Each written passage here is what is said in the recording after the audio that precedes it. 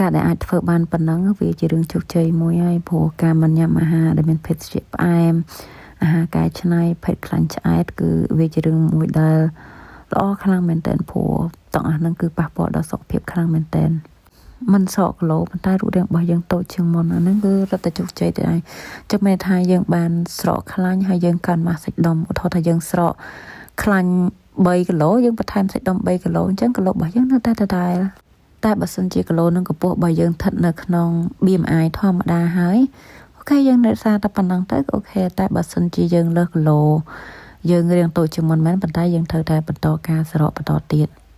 ព្រោះការរៀបចំរបបអាហារឬក៏ធ្វើលំហាត់ប្រាណគឺយើងធ្វើវាមួយដំណាក់កាលអញ្ចឹងណា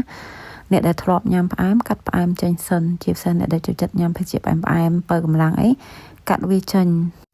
បន្ទាប់ពីកាត់វាចេញហើយយើងចាប់ផ្ដើមកាត់អាហារកុំឲ្យញ៉ាំចប់